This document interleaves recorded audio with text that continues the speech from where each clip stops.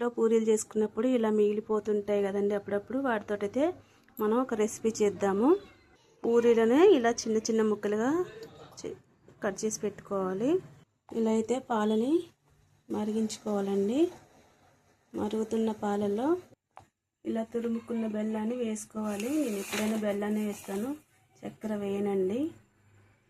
బెల్లం అయితే ఇలా మెల్ట్ అయిపోయింది. ఇలాచి పౌడర్ వేసుకుందాం. దీన్ని కూడా ఇలా చక్కగా కలుపుకోవాలి. ఇలా మరుగుతున్న పాలల్లో ఈ కట్ చేసుకున్న పూరీలను వేసుకుందాం. చూడండి ఎంత చక్కగా మెత్తబడ్డాయో. చూడండి ఇదైతే చాలా చక్కగా తయారైపోయింది. ఇలా ఉండాలండి కన్సిస్టెంట్. ఇదైతే మనకి రెడీ అయిపోయినట్టు. ఇప్పుడైతే ముందుగా వేయించుకున్న డ్రై ఫ్రూట్స్ని వేసుకుందాం.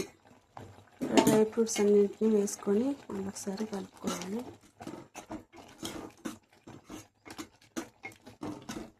అంతేనండి, ఇదైతే చాలా టేస్టీగా ఉంటుంది. పిల్లలు కూడా చాలా ఇష్టంగా తింటారు. ఒకరోజు తిన్న పూరీలు మళ్ళీ తినాలంటే బోరు కొడుతుంది కదా.